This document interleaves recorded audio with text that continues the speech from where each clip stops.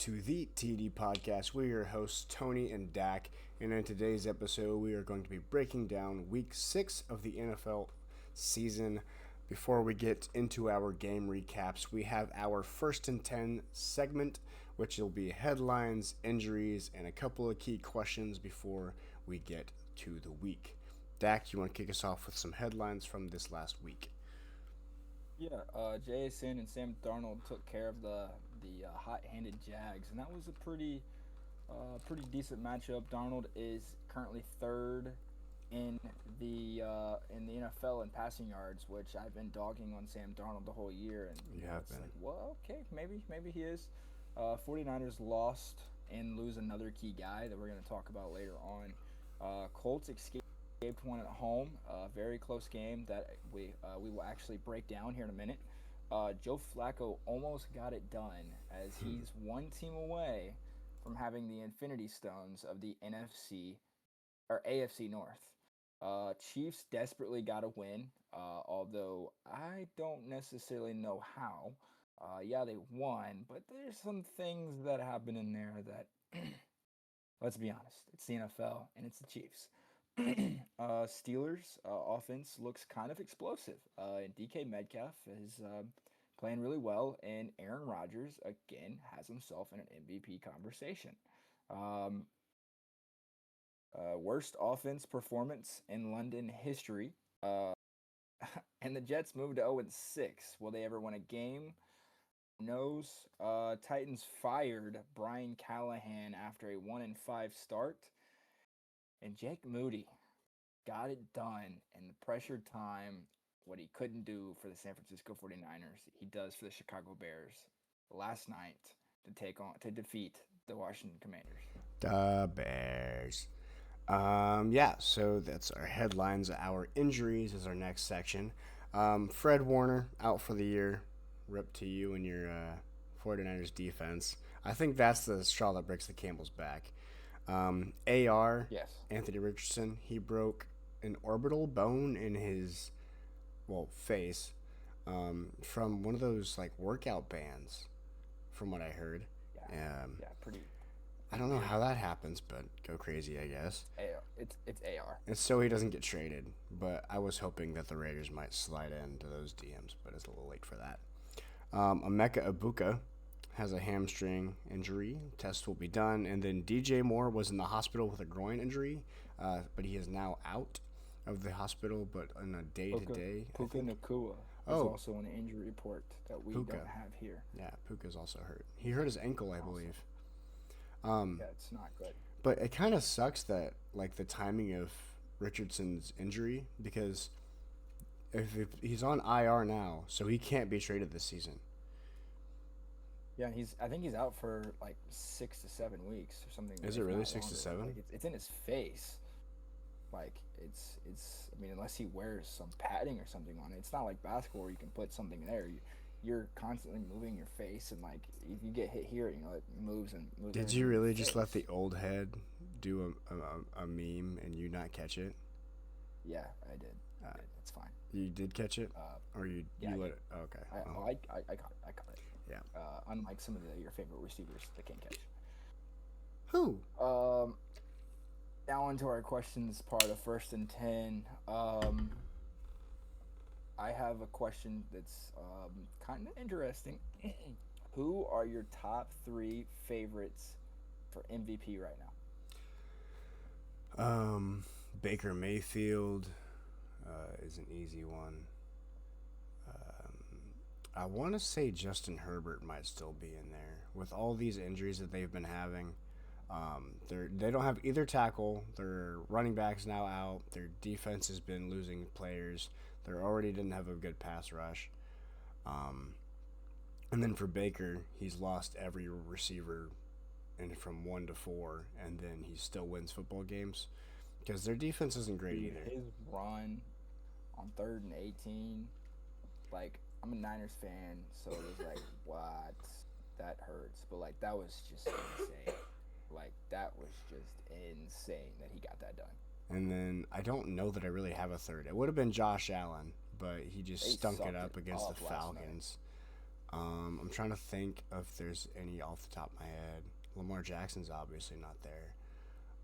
Patrick Mahomes isn't Neither. there. Burrow is not there. Nobody in the AFC South. Daniel Jones isn't going to be there. Maybe Jonathan Taylor?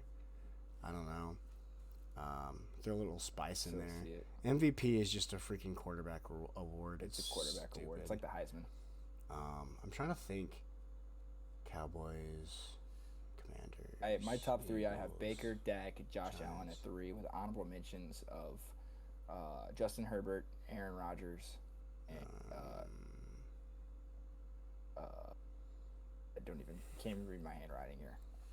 That doesn't But, surprise me. Yeah, so that's my top 3: Baker, Dak, Josh Allen. My next question is to you: is one thing you've learned about the NFL this season? Well, these second-year receivers are going full force. Like Jason Smith and Jigba, I'll be talking about him later. Who was it they played? It wasn't Brian Thomas Jr. Well, yeah, but I'm talking about the back and forth. There was a back and forth between two second years. Was it? Probably Brian. Was it Brian Thomas? Jr. He was on the Jags. Yeah, I He know had a decent that, week. but he's been stinking it up. I didn't think it was him. No, he's been playing well. He's recently. back. been He's playing back. pretty well. Yeah, he's been playing really well recently. I don't really know what. No, it wasn't him. Yeah, he only had 90 yards. I'm thinking about somebody else. Malik Washington. Nope. Yo, I don't think it was a Jags receiver. Oh, so then it's not this week. No, I don't think it was this further. week. Yeah. Tampa? It wasn't Tampa. Oh, maybe it was Puka Nakua. Probably. Maybe it was Puka, probably and they Puka played and already, Jackson so. Smith and Jigba. But, yeah, just the development in the second-year receivers. But that's kind of a lame one. That's not really anything I've learned. It's, I guess, just double down that the NFL is so unpredictable. Yeah, I mean, the Jets almost beat the Broncos this week, and not just that, but like, Bills just lost to the Falcons. Who got the skunked by the Panthers. Panthers. Yeah, so it's like any given Sunday, this league is Yeah, we pretty need to put that on a interesting. T-shirt. It's a good. Any given Sunday. It's pretty interesting league. Yeah. It's only gonna get better. As we are 6 weeks in. It'll only get better if the Raiders start winning, and I don't think that's going to happen. No, it's not. They're not there yet. Told you Nope. that all off season. Yeah, I'm whatever. gonna go in and clip every single one of the times I told you they're not there yet. In the off season. I'd believe you if you knew how to make clips on Twitch, but you don't. Fair enough. Down to our game breakdowns. I was only able to watch really one game. I was at work. I worked Sunday and Monday, so it's really rough for me. I was able to watch the Colts game because obviously the Colts game is going to be on when you're at work. And We live in Indiana. Char- If you're new, that's why. Charvarius Ward going out pregame was kind of a big deal. Drew Ogletree just decided to truck him and hit him with his shoulder. I don't know how that happens. And Charvarius Ward gets a concussion pregame, so it kind of hurt the defense a little bit. The defense was to me. You can't necessarily walk into a game and you don't have much film on Jacoby Brissett, quarterback 2, but you're on running back 3 and 4. You know who they're going to throw it to after Marv went down, and you're still not able to stop Trey McBride. And then Zay Jones had a great game. He didn't have very many receptions, but he had big third down receptions that kind of kept the Cardinals in the game. But Trey McBride finished with 8 catches and 72 yards and a touchdown. But I don't think that really shows like what he was really doing for that team. It's just like big plays down the field when they needed him. You know who they're going to. And Daniel Jones in the second quarter threw a pick, and I was like, oh, okay, this might be the Daniel Jones moment. All Colts fans are waiting for. And then Jacoby Brissett threw a pick right back. So it was like, oh, yep, Colts fans, you were familiar with Jacoby Brissett throwing picks and Lucas Oil. But the Colts found a way to get it done. They were 4 and 8 on third downs, which to me is kind of scary because the offense looked kind of stagnant once they stopped running the football. They needed to get to running the football with Jonathan Taylor. it's going to open up everything else, and it's going to open up for Tyler Warren. Tyler Warren was their leading receiver with 6 catches and 63 yards and a touchdown. He is the Colts, I believe, leading receiver on the team in yards so far this year, and he's having a great year. And then again, Jonathan Taylor had another pretty good game: 21 carries, 1 touchdown, and 123 rushing yards. So big step up for just Jonathan Taylor, continuously doing what he's been doing all year, and being that foundation and that rock for the Colts offense. Yeah, Tyler Warren's their leading receiver by about 80 yards. Michael Pittman Jr. is number 2. Yeah, and unless he gets an 80-yard catch or 80-yard reception, I guess, in his next target, then he's not going to be number 1. I saw this thing today, actually. It was Peyton Manning with Daniel Jones. It was Marvin Harrison mixed with Michael Pittman Jr. It was Reggie Wayne, Josh Downs. It was Dallas Clark with Tyler Warren. It was we need to relax. Edgerrin James as Jonathan Taylor, and Austin Collie as Alec Pierce, dude. I was like, there's some correlation here to this 2006 Super Bowl team. No, in 10 years, nobody's going to be talking about this Colts receiving core. Everybody knows who Reggie Wayne is. Everybody knows who Marvin Harrison is. Everybody knows who Dallas Clark is. Austin Collie, everybody knows who he is because Peyton Manning threw him hospital balls because he ticked him off. So everybody knows every one of them guys, and Edgerrin James is a Hall of Famer as well. So Jonathan Taylor, I can get. He's the only one who's got a lick of that. I mean, Tyler Warren has a chance. Warren, I'm saying like right now. That's fair. Fair enough. I mean, we can't say anything after one season. Like let's be serious right now. C.J. Stroud stunk it up since his rookie year. That's one season is all the Colts fans really can claim. So. Okay. Well, I was able to simultaneously watch 2 games. I watched the Jags-Seahawks game and the Saints-Patriots game. I wore my Jags jersey because I wanted to wear a different jersey, not because I remembered that I was talking about the Jags, but it works. Little Yannick Ngakoue color rush from, what was that, 2019-ish? Beautiful jerseys. Key takeaways from the Jags-Seahawks game. Trevor Lawrence may just be mid forever. He's still not good under pressure and is more of a floor raiser than a ceiling raiser, if you ask me. One of the podcasts I was listening to, it was Football 301 with Nate Tice and Matt Harmon. They were talking about how Trevor Lawrence is consistently QB 13 to QB like 25. That's like his range, and it's just which one are you going to get. I also learned that Jackson Smith-Njigba is really good at football. Like, yeah, you can look at the box score, but until you watch him play football, you never really get to open. You never really fully understand. That's what I'm saying. You can't just watch box scores. Box scores never tell the full story. Like, you can see 8 catches, 162 yards, and a touchdown and be like, wow, he had a really good game. But unless you watch that and see how beautiful that was, he has no limited route tree. He was running everything. He was lining up on the slot, lining up on the outside. Now, again, I was trying to watch 2 games at once, so I didn't catch everything, but it looked like he caught just about everything. And he makes contested catches. I saw that plenty of times, and he did it well. My last takeaway from that game was that Sam Darnold isn't as bad as I anticipated, but his O-line is better than I expected, and he's still not great against the pressure, and he's only been sacked 7 times this season, which is pretty freaking good. That helps. That's when you insane. Have a quarterback that struggles when he gets pressured. Yeah. And you saw him struggling a little bit with the Jags up in his grill, but he kept it under wraps, and they came out with a win against the Jaguars. I believe they moved to 4-2, and then the Jags are also 4-2. I want to see what Sam Darnold does against the Colts, because how much defensive movement the Colts normally have pre-snap and like mid before snap. I want to see what Sam Darnold does to that, because to me he's a guy that has his reads, and then he can get to those reads, he can progress. But what happens when those reads aren't his reads anymore and those pressures getting to him? I think that's kind of what happened to him early on in his career, and then the whole "I'm seeing ghost" things move and came Yeah. out. So I want to see what he does with Lou's defense from the Colts. Yeah. The second game that I watched was the Saints and Patriots. I kind of like watching the Patriots. They're a fun team to watch, and then I've heard a lot of things about the Saints. Haven't really tuned into a game this year, so I was like, you know what?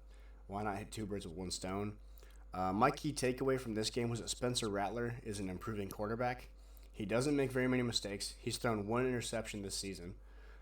Throws it downfield pretty well. Not super consistently, but he's not afraid to sling it. He had, I think, No, he's never been able. one or two deep shots at Rashid Shaheed, and that man runs. He's quick, He dude. runs fast. He's quick. I Dude, he's loved, so fast. I loved watching Derek Carr throw him the football last year. It was beautiful. It's like when and him your when MBS was on that team too. Like it was pretty another speed guy. Yeah. Just yeah, and back to your Zay Jones comment. When the last time he was good? When Derek Carr was his quarterback. Thank you. And Spencer Rattler did a good job of scrambling when he needed to. He consistently rushes for about 20 yards, so maybe throw that into your parlays. But he finished the game shooting. I about said shooting. I've been playing a lot of 2K lately. Throwing 20 for 26, 227 yards, no touchdowns, and rushed 4 times for 20 yards. So a consistent day, an efficient day, but didn't didn't come away with a win, but still a fun team to watch. Now we're to our next section of the video with our TD Power Rankings. These get a little fun today. There's a lot of movement. Of movement. The Bills went from number 1 to off of my list and to number 3 to yours. But we both have a new number 1 with the Bucks. yes. I kind of foreshadowed it a little bit, but just what Baker Mayfield and the Buccaneers are doing with all their injuries. They're beating good And they're finding teams ways too. they're finding ways to win each week. I mean, it doesn't matter how they do it.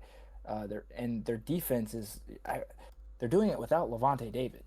You know, I think this might be the first game he came back was this week, but they're doing it without their best linebacker in that franchise history, in Levante David. So the way the Buccaneers are playing football right now, and you know Baker's just doing it, but he's not just doing it. I mean, he's doing it with swagger. I mean, he's doing it. I mean, up and Stout smoked him in the head, and he's still getting up and having a swagger and like, hey, blah blah blah. I don't care. Like I'm doing this. He's not crying. He's not doing whatever. He's getting up, playing football, and and he's putting up MVP type numbers. He's playing in a really really bad division, so his numbers are going to be a little bit better. And he doesn't necessarily have to be doing all these crazy things when he doesn't need to, and he's finding ways to win each week. And the defense, Todd Bowles' defense is just it's going to be a great defense. And, Yeah. I think that's for me. That's why the Bucks are one, because the Bills haven't really showed me anything the past 2 weeks. And lost 2 weeks. I'm not moving the Colts up there Yeah. because I don't trust the Colts just yet. This week, as you see, 4 and 5 on mine. The Colts and Chargers, those two play each other this week. It's a good tester for me to see how the Colts really play out. I see the Rams on yours. I like the Rams. I just don't necessarily know how their defense really is. I think their offense is scary, but Puka just went down. How do they improve? What do they do? Yeah. Lions are 2 for me because I think they're they lost to a really really desperate team in the Chiefs, and it was at home for the Chiefs, so it's not necessarily a game that I think they go into and they're winning. And there's a lot of questionable things that to me that I saw even on the recaps. The Chiefs had 13 holding penalties the week before, and they have 0 holding penalties this week. Stuff like that just doesn't change that quickly.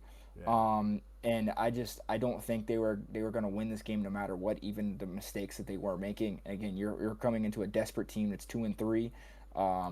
I think there's a lot to show from that game that the Lions are going to improve on. And they're playing a team like the Chiefs who have playoff Super Bowl wins, playoff wins. I think that the Lions will stay at 2 for me, just because given the success that they have, and I think they're 4-2, and they're in a really great spot to even win their division because the Bears, who cares? Um, Bears. and the Vikings, JJ McCarthy's probably playing this week, and good luck. And the Packers are their only sweat in the division, and they play the Packers at home in Ford Field the next time they play. So I have the Lions there too, for me. Yeah, before I get to my number two, just a quick little recap of the Week 6 injury report for the Buccaneers.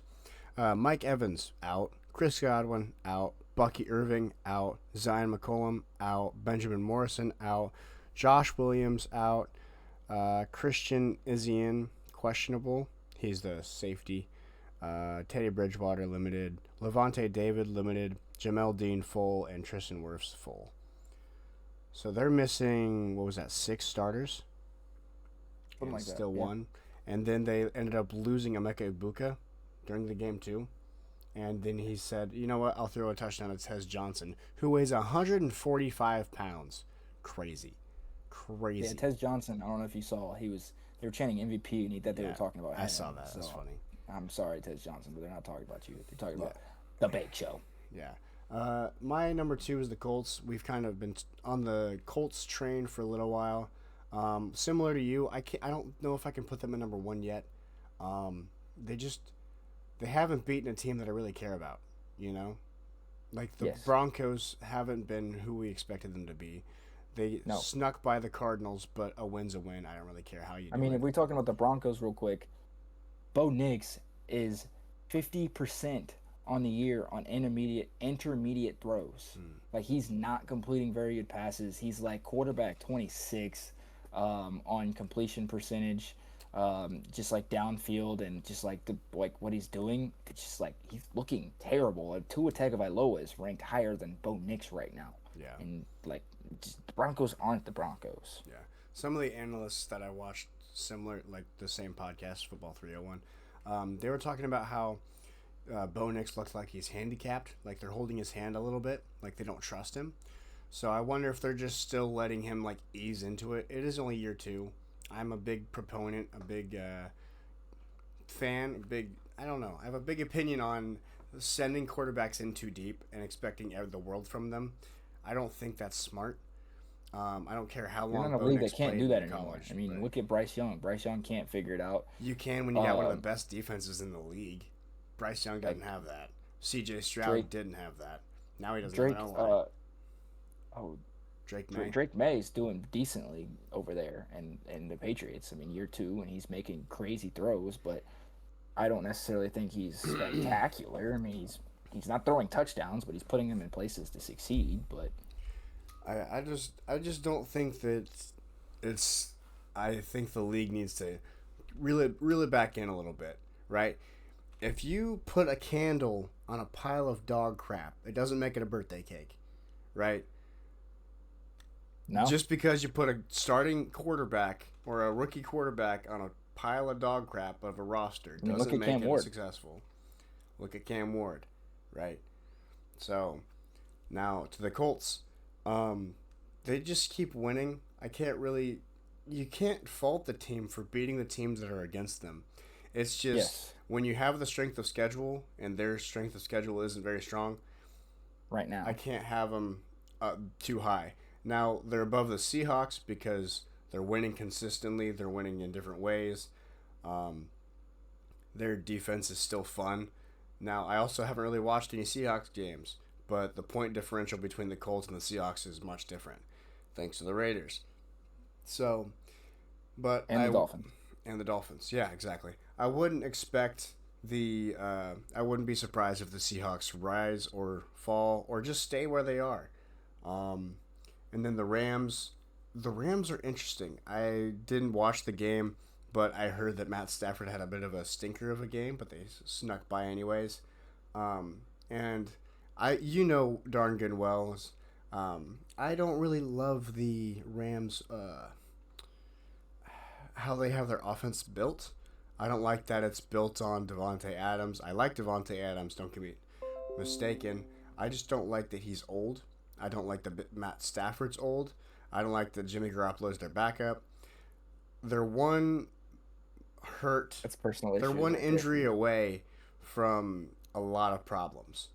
Like Puka Nacua getting hurt is already like, oh crap, we might be. Yeah, but I think what people don't realize is Jordan Whittington can step up and do pretty well. He's not Puka He's a good Nacua. X receiver. He's not Devontae Adams. But he's he's still a good X receiver that can step in and can play well. And then Tutu Atwell is, he's the deep threat that's going to continue to open that offense up because you have to stay with him.